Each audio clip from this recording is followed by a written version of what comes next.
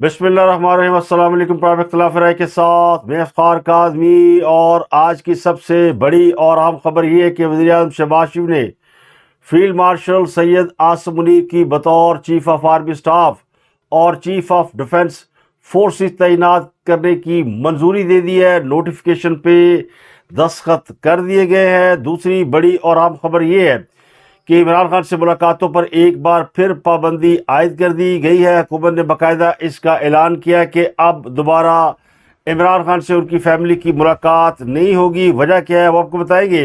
वज़ीर आला के पी के लिए एक बहुत ही खतरनाक खबर है। उन पर नाअहली का एक और खतरा मंडलाने लगा है। एक अदालत ने उन्हें इश्तिहारी करार दे दिया है। इसके अलावा तहरीक इंसाफ के 2 यूट्यूबर पाकिस्तान लाने के लिए रेड वारंट जारी कर दिए गए हैं। शहजाद अकबर और आदिल राजा की गिरफ्तारी के लिए बाकायदा बरतानिया हुकूमत से दरख्वास्त कर दी गई है। इसके अलावा सऊदी अरब ने पाकिस्तान के लिए $3 अरब डिपॉजिट की मुद्दत में तोसी कर दी है। NFC के इजलास में FBI ने टैक्स वसूलियों का 5% सूबों को देने की मुखालफत कर दी है, और सिंध ने वफाक को हिसाब देने से इनकार कर दिया है। इसके अलावा एक मारूफ सोशल मीडिया इन्फ्लुएंसर अल्लाह को प्यारी हो गई हैं, और इंजीनियर मोहम्मद अली मिर्जा को गुस्ताखी का मुर्तकब करार देने की राय के ऊपर अदालत ने हुक्म इम्तना बरकरार रखा है। इसके अलावा वकला ने अपने साथी वकील की हलाकत के बाद पंजाब की अदालतों में पुलिस एहलकारों का दाखिला बंद कर दिया है। तो सबसे पहले बात करते हैं आर्मी चीफ और चीफ ऑफ डिफेंस फोर्स के नोटिफिकेशन के हवाले से। पहले जाली नोटिफिकेशन आया, फिर उसकी वजाहत आई, और एक मारूफ टेलीविज़न चैनल जिसने एक जाली नोटिफिकेशन चलाया उसने माफ़ी मांगी, और ख़बर देने वाले रिपोर्टर की नौकरी ख़तरे में पड़ गई। उनका नाम है एजाज सैयद। तमाम यूथिए उनके खिलाफ तलवारें सौंध कर सोशल मीडिया पर आगे कि इसने जाली खबर चलाई है, लेकिन फिर असल खबर भी आ गई, और असल खबर देने वाला भी वही रिपोर्टर है जिसका नाम है एजाज सैयद। तो एजाज सैयद ने असल खबर देकर अपनी नौकरी बचा ली। मगर अब सवाल ये कि क्या ये असल खबर एजाज सैयद की नौकरी बचाने के लिए जारी की गई, या इसकी टाइमिंग कुछ ऐसी थी कि उसकी नौकरी बच गई है। तो खबर की जो तफसीलात है उसके मुताबिक शहबाज शरीफ साहब ने चीफ ऑफ डिफेंस फोर्सेस के नोटिफिकेशन पर दस्तखत कर दिए हैं। अब ये नोटिफिकेशन, इसकी समरी जरदारी साहब की टेबल पर पहुंच चुकी है, और मेरे इस व्लॉग के मुकम्मल होने तक या आप तक पहुंचने तक ये जारी हो चुका होगा, क्योंकि अब इसको रोकना नामुमकिन है। 11 मुल्कों की पुलिस भी इसे नहीं रोक सकती, ना ही कोई यूथिया, ना इमरान डूस, ना कोई पाकिस्तान का दुश्मन इसको रोक सकता है। तो ये खबर ना सिर्फ एक सियासी जमात के लिए बहुत बुरी खबर है, बल्कि कई ममालिक पर भी ये खबर बर्क बनकर गिरी होगी, जो पिछले चंद दिनों से प्रचार कर रहे हैं कि जनरल आसिम मुनीर का नोटिफिकेशन हुकूमत ने रोक रखा है, और हुकूमत नहीं चाहती, और हुकूमत के चंद सरकर्दा अफराद नहीं चाहते कि general Asim Munir chief of defence force बनेंगे। और इसके अलावा फौज के अंदर भी इख्तलाफात की झूठी खबरें चलाई गई, प्रोपोगंडा किया गया, तो उन सबको मुंह की खाना पड़ी है। तो इसे ना कोई रोक सका है, ना रोक पाएगा, और ना ही वो सियासी जमात जिसके परवरदा यूट्यूबर्स और वीलॉगर बैरून मुल्क बैठकर प्रोपोगंडा कर रहे हैं कि ये नोटिफिकेशन नहीं होगा, जिनमें से 2 की गिरफ्तारी के लिए बाकायदा रेड वारंट जारी कर दिए गए हैं। बरतानवी हुकूमत को दरख्वास्त कर दी गई है। इसकी भी डिटेल आपको बताते हैं। मगर ईवान वज़ीर-ए-आज़म से जो तफसीलात जारी हुई है उसके मुताबिक army chief general Asim Munir की तकर्री की समरी ईवान सदर फॉरवर्ड कर दी गई है, जिसके मुताबिक चीफ ऑफ डिफेंस फोर्स और आर्मी चीफ के ओहदे बैक वक्त एक ही तारीख से शुरू होंगे, और इनकी मुद्दत मुलाजमत अगले 5 साल के लिए होगी। इसके अलावा वज़ीर-ए-आज़म शहबाज शरीफ ने chief of air staff air chief marshal Zaheer Ahmad Babar Sidhu की मुद्दत मुलाजमत में भी 2 साल की तोसी की मंजूरी दे दी है, और इस तोसी का इतलाक उनकी मौजूदा 5 साल मुद्दत मुलाजमत के मार्च 2026 में मुकम्मल होने पर होगा। यानी वो मार्च 2028 तक पाकिस्तान की फ़ज़ाइया के चीफ रहेंगे। ज़हीर बाबर सिद्धू को मार्च 2021 में फ़ज़ाइया का चीफ बनाया गया था। मार्च 2024 में उनकी मुद्दत मुलाजमत ख़त्म हो गई थी, लेकिन वफाकी हुकूमत ने जो कवानीन तब्दील किए उनके मुताबिक उनकी मुद्दत मुलाजमत 5 साल हो गई थी, जिसके मुताबिक उन्हें अब मार्च 2024 में रिटायर होना था, लेकिन 2 साल की इजाफी मुद्दत के बाद अब वो 2028 में रिटायर होंगे। اور اس کے علاوہ جو چیف آف ڈیفنس فورسز ہے وہ نہ صرف آرمی چیف ہوں گے بلکہ وہ 2031 تک پاکستان کی مسلح افواج کے سربراہ رہیں گے اور تمام افواج کے سربراہ ہوں گے۔ تو یہ مکمل خبر ہے۔ اس خبر کے دینے سے اعزاز سید کی نہ صرف نوکری بچ گئی بلکہ جیو چینل کی بھی عزت بچ گئی ہے، جو ایک غلط خبر چلانے کی وجہ سے پامال ہو رہی تھی۔ اگر یہ معاملات زیادہ طول پکڑتے اور اس کا جلد سے ریپ اپ نہ ہوتا تو جیو کا تیا پانچا ہو چکا ہوتا۔ تو مجھے لگتا ہے کہ جو پاکستان کے سب سے بڑے نیوز چینل کے اندر اچانک کھلبلی مچی، اوپر سے لے کر نیچے تک تمام سٹاف کو ہلا دیا گیا اور بہت سے لوگوں کو نوٹس جاری ہونے والے تھے، ان تمام لوگوں کی عزت اعزاز سید نے اور اپنی بھی نوکری بچا لی ہے۔ تو ایک معروف پاکستانی میڈیا ادارے کی اس خبر کے بعد بہت سے لوگ کہہ رہے تھے کہ صحافتی اصولوں کی خلاف ورزی ہو گئی ہے، کیونکہ یہ خبر اعزاز سید نامی صحافی نے جاری کی ہے، جو خود کو تحقیقاتی صحافت کا ماہر کہتے ہیں، مگر ان کے اس اقدام نے ان کی ساکھ اور صحافتی دیانتداری پر سنجیدہ سوالات کھڑے کر دیے۔ یہ ہے وہ خیالات جو ان کے حوالے سے سوشل میڈیا پر وہ لوگ کر رہے ہیں جو نہیں چاہتے تھے کہ یہ خبر کسی بھی طرح ٹھیک ہو، جو یہ بھی سمجھتے ہیں کہ اعزاز سید جو ہے وہ شاید ان کے مطلب کی خبریں نہیں دیتے، ان کو یہ خبر چاہیے تھی کہ نوٹیفیکیشن کے اوپر لڑائی چل رہی ہے، جھگڑا چل رہا ہے، اور جو لوگ اتنے دنوں سے جھوٹی خبریں چلا رہے تھے، یہ کہہ رہے تھے کہ نوٹیفیکیشن روکا گیا ہے اور اب یہ نوٹیفیکیشن نہیں ہوگا، نواز شریف نے روک دیا ہے، ان کی صحافت پر تو کسی نے سوال نہیں اٹھائے، ان کے اوپر تو کسی نے نہیں کہا کہ پیکا ایکٹ کا قانون نافذ کیا جائے، مگر اعزاز سید کی خبر پہ فوراً پیکا ایکٹ لگانے کے مطالبے کیے گئے، تو اس نے بھاگ دوڑ کر کے اپنی اور اپنے ادارے کی عزت بچا لی۔ اور جہاں تک یہ کہ خبر غلط چلی، یہ نوٹیفیکیشن میرے پاس بھی آیا تھا اور بہت سے لوگوں کے پاس بھی آیا۔ وجہ کیا ہے کہ سوشل میڈیا آج کل اس قسم کی چیزیں وہاں پہ لینڈ کرائی جاتی ہے کہ جن کی اگر آپ تحقیق اور تفتیش نہ کریں تو کوئی بھی غلط خبر آپ تک پہنچ سکتی ہے۔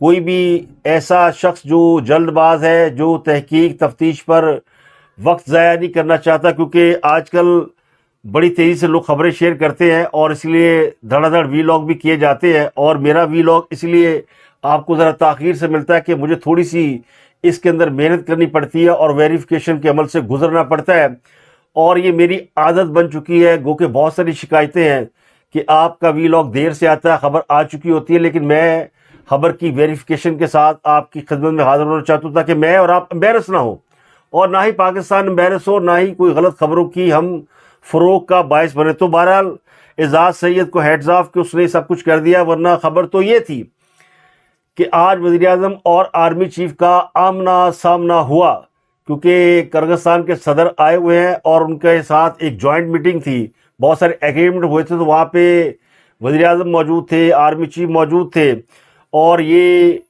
ملاقات وزیر اعظم ہاؤس میں 1:45 سے تقریباً 2-2:30 بجے تک جاری رہی، اور اس میں کہا گیا کہ کچھ کھچے رہے، کچھ جھیپے رہے، یعنی یہ تاثر دینے کی کوشش کی گئی کہ اختلافات موجود ہیں، لیکن بالآخر اس کا اب تیا پانچا ہو گیا۔ اب چیف آف ڈیفنس فورس کا نوٹیفیکیشن کتنا اہم تھا، اتنا اہم تھا کہ حکومت کے 2 وزراء نے اس نوٹیفیکیشن سے پہلے پریس کانفرنس کی، اور اس میں بھی ان سے بہت سارے سوال پوچھے گئے جو کہ نوٹیفیکیشن کے حوالے سے تھے۔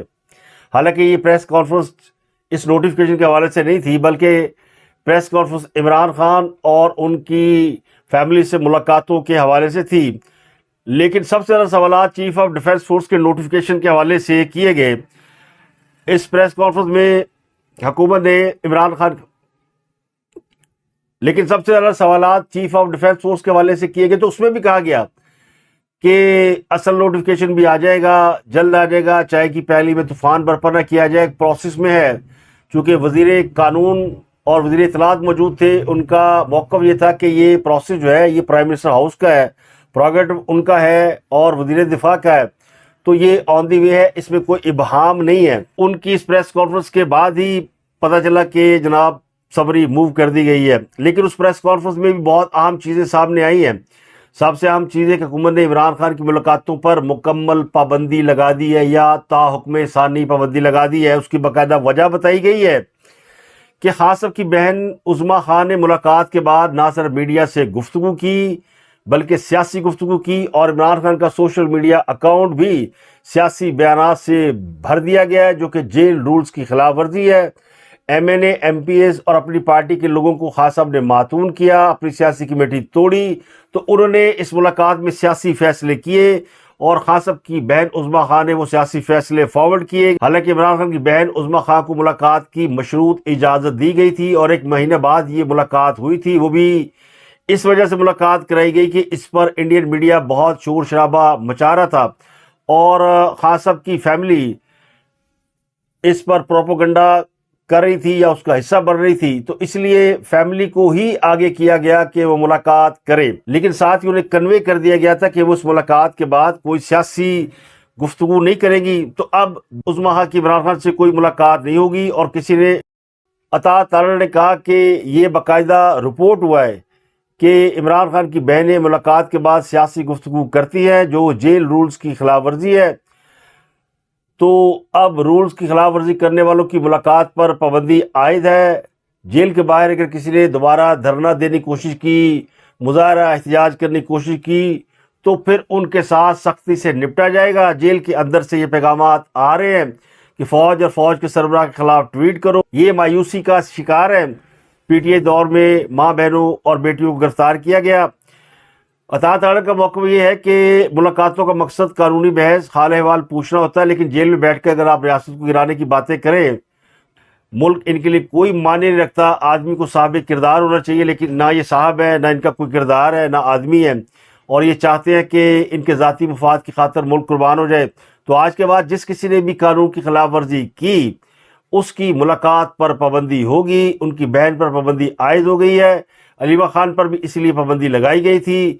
جو گڑبڑ گھوٹالہ کرے گا اس سے اب آئینی ہاتھوں سے نپٹیں گے۔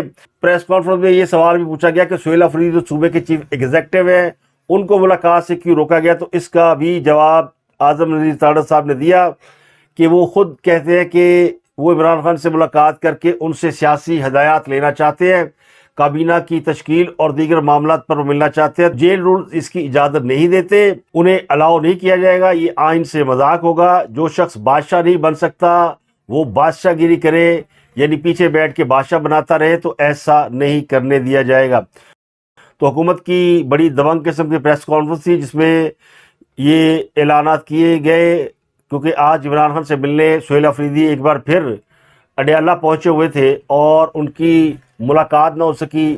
یہ ان کی 9ویں کوشش تھی، 9 بار وہ کوشش کر چکے کہ عمران خان سے ان کی ملاقات ہو، انہیں انتظار کرایا گیا، وہ بیٹھے رہے۔ حالانکہ یہ بات کل بتا دی گئی تھی اور سینیٹر فیصل واڈا واشگاف الفاظ میں یہ کہہ چکے تھے کہ ملاقات نہیں ہونے دی جائے گی یا نہیں ہوگی۔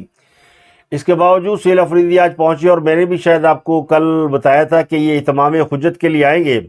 حالانکہ انہوں نے یہ اعلان کر رکھا کہ جب تک ملاقات نہیں ہوگی یہ دھرنا دیں گے، ہر جمعرات کو آیا کریں گے۔ پچھلی جمعرات آئے تھے، انہوں نے دھرنا دیا، ساری رات یہ بیٹھے رہے۔ آج یہ 5 بجنے میں کچھ منٹ رہتے تھے کہ واپس چلے گئے۔ آج انہوں نے یعنی ٹائم کے ختم ہونے کا انتظار بھی نہیں کیا کہ ملاقات کا ٹائم ختم ہو جائے پھر واپس لوٹیں۔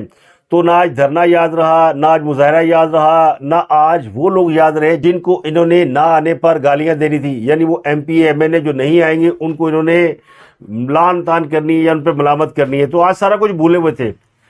تو یہ وہی پارٹی ہے جو کشمیر ہاتھ سے جانے پر کہتی تھی کہ جمعے کے جمعے احتجاج کریں گے، اور ایک جمعے کے بعد یہ بھول گئے کہ احتجاج بھی کوئی چیز ہوتی ہے اور جمعہ بھی کوئی چیز ہوتی ہے۔ تو پھر جیسی کوکو ویسی کوکو کے بچے، تو جو لیڈر کرتا تھا وہ اس کو فالوور کر رہے ہیں، ہر جمعرات کو دھرنا دیں گے، ملاقات کیے بغیر نہیں جائیں گے۔ ابھی دوسری جمعرات ہے کہ حالت پتلی ہو گئی اور ہاتھ کھڑے ہو گئے ہیں، اور یہ وہاں پہ ٹھہرے کیوں نہیں؟ اس کی ایک وجہ اور بھی ہے۔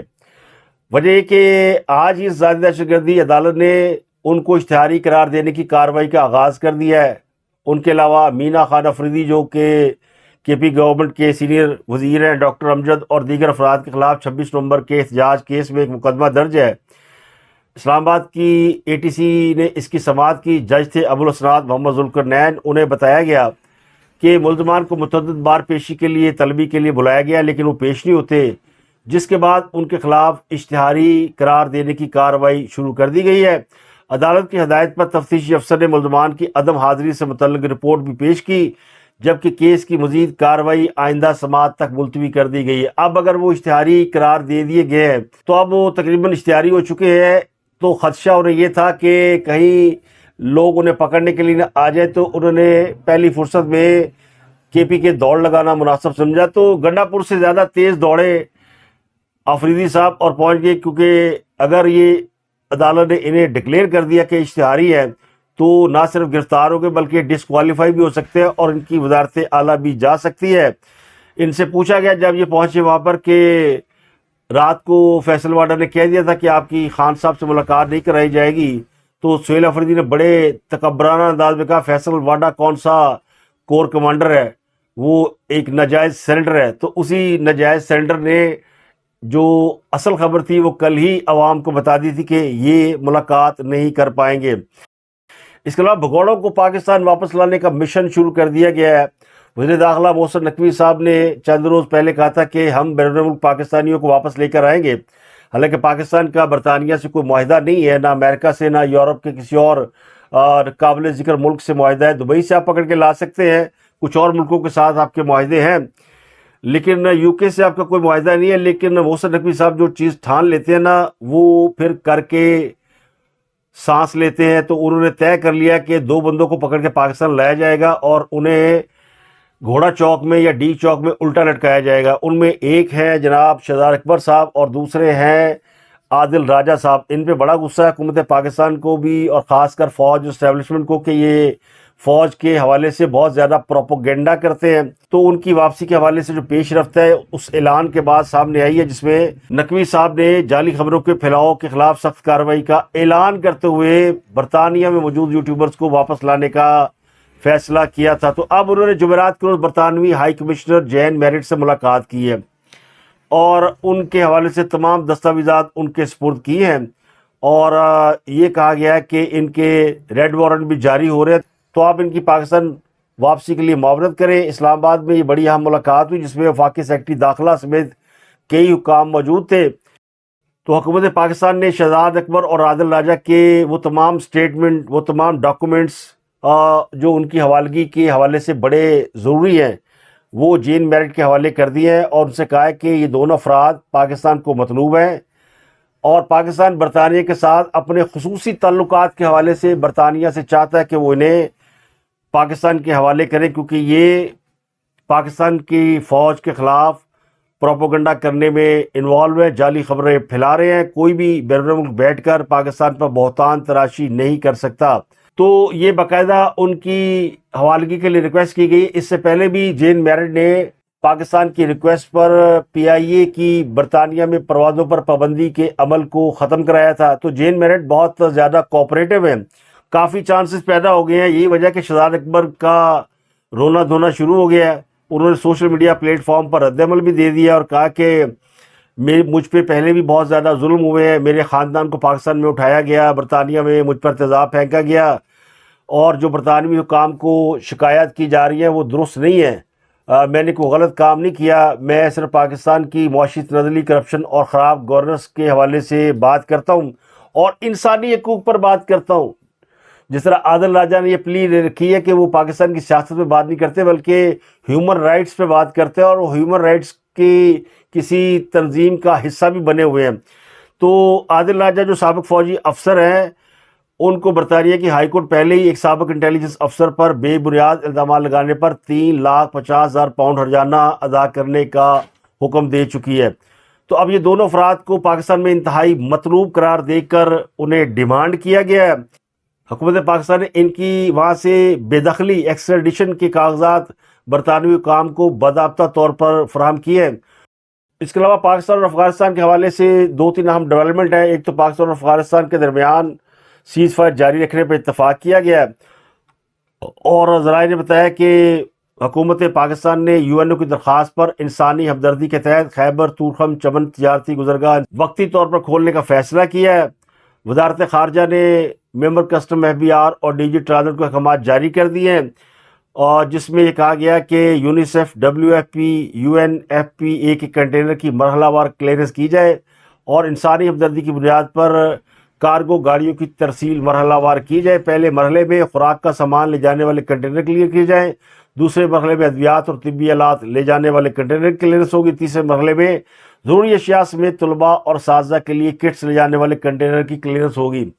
تو پاکستان نے تو الاؤ کر دیا کہ جو یو این او کے تحت ان کا سامان آ رہا ہے افغان ٹرانزٹ ٹریڈ کے ذریعے، وہ پاکستان ان کو لے جانے کی اجازت دے رہا ہے، لیکن دوسری طرف سے باندر پوشلتے کھڑا ہو گیا۔ افغان طالبان کے ترجمہ ذبیح اللہ مجاہد نے کہا ہے کہ پاکستان نے سیاسی اور معاشی دباؤ ڈالنے کی غرض سے تجارتی اور راہداری کے راستے بند کر رکھے ہیں، اس سے دونوں طرف کو نقصان پہنچ چکا ہے، لیکن تجارتی راستے اس وقت ہی کھولے جائیں گے جب پاکستانی حکومت کی طرف سے یقین دہانی کرائی جائے گی کہ مستقبل میں انہیں سیاسی دباؤ کے لیے بند نہیں کیا جائے گا۔